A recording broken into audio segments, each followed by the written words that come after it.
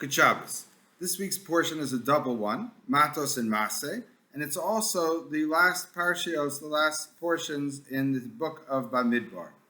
And interestingly, Bamidbar is not only one of the four books, but it's really, in a sense, the end of the Torah, because the book of Devarim is called Mishnah Torah. It's a repetition of some of the mitzvot, and it's sort of one long speech by Moshe Rabbeinu, by Moshe before he passes away. So in a way, you could look at this parsha of Maseh as being the end of the Torah. And interestingly, it ends with a story of the Benos Tzalafcha, the daughters of Tzalafcha. And we were introduced to them a little while ago. And what happened was they asked Moshe for a portion in the land of Israel because there were only 5 daughters and no sons. And they were upset by the fact that there was no inheritance to women, and when their father had died, he wasn't going to inherit any land in the land of Israel because he was not alive, and they would be left out, and their family would not have a portion in the land of Israel.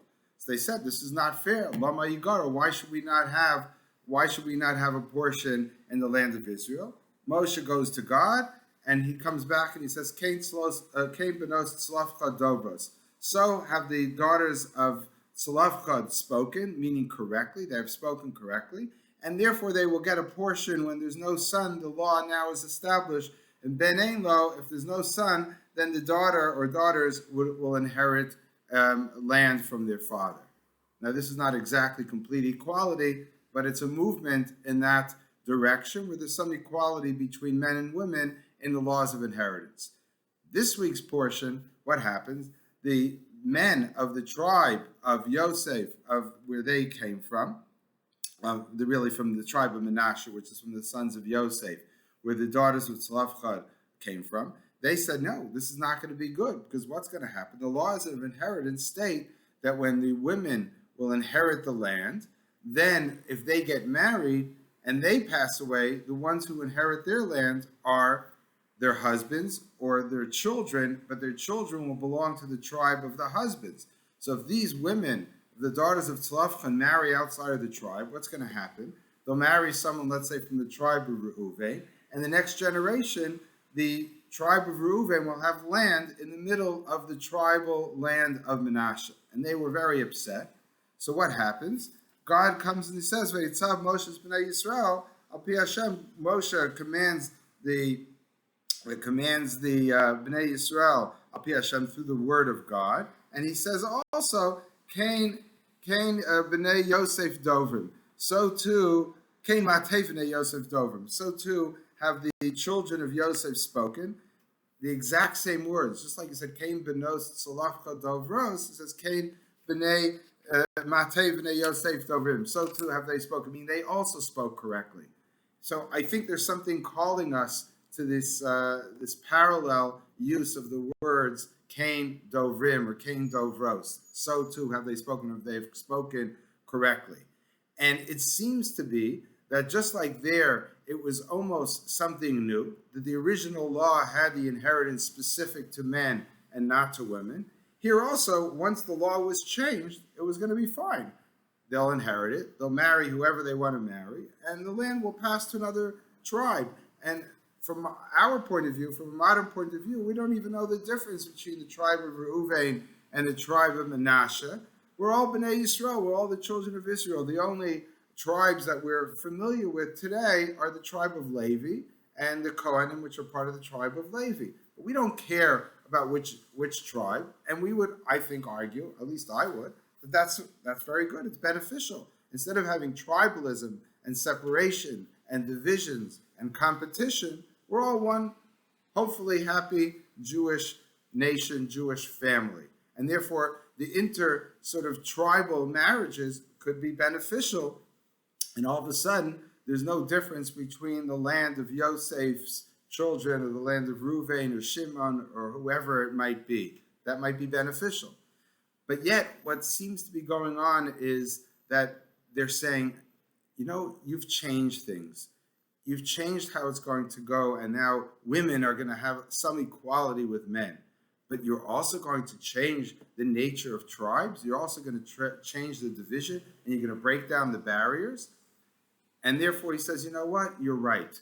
Now, the question is, if they were so right, why wasn't that in the original decree? And they should say that you shouldn't marry outside the tribe, which is what Moshe actually goes and he says to them, please don't marry out of the tribe. According to some, it was a command. According to others, it was just a request. And so it was that they didn't marry out of the tribe, and there was a solution to the problem. Why wasn't that solution in the original formulation of the law? I believe the answer is, in my understanding of it, that that wasn't the intent. The intent was that's good to break down tribalism. It's good that there's some equality and women are now taking part. It's good that we won't know the difference between one tribe and the other. We'll have one less area of competition. But practically speaking, maybe the Jewish people weren't ready for it. The Jewish people weren't ready for a breakdown of the tribes and a breakdown of the divisions. And there's, of course, you could argue there's some benefit by having different tribes. You have competing elements, you have diversity, you have different opinions, you have different creative talents that may be fostered in one tribe and different than another tribe. But at the end of the day, the intermarriage of the tribes, in my understanding, would be sort of a sign of messianic times, when there aren't divisions, when we all think alike. And no different than I often like to quote, we say in the end of Aleinu from Zechariah, in those days, God will be one, his name will be one amongst all the people of the world. The idea of divisions between belief in one God or in our God, the Jewish God, which is the God of all humans, being only a Jewish idea and not of the other nations, we want that to be history. We want the future to be where everyone has the same beliefs, the same ideas, the same principles, the same moral codes. We want to live together, and we have less divisions, less war, less arguments, less problems in the world. But perhaps we're ending off the book and saying we're not there yet. Sometimes we have to retain some of the problems because people aren't ready for change. But that doesn't mean that the ideal wasn't what the Benos Tzlafcha, the daughters of Tzlafcha, wanted. And in a sense, even there, Moshe wasn't ready for it. He said he didn't know. He goes to God and he asks him, he says, yeah, that's a good thing. We should go back where there's a little bit more equality and move in that direction. But then there's a halt to the movement, and it's really saying we're still not there yet. And when we go into the land of Israel, the divisions are going to be very clear. But eventually, that's not what happened. Jewish history is such that those divisions are broken down. And it could be argued, I think, and I believe so, that it's for the better.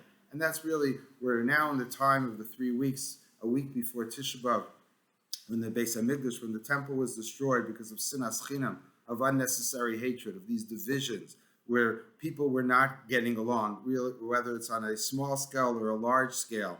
And what we have to hope, if we want to rebuild the temple, if we want to come back to those glory days, we have to really be completely whole, completely united, and we have to remove the divisions that exist within the Jewish people. Good Shabbos.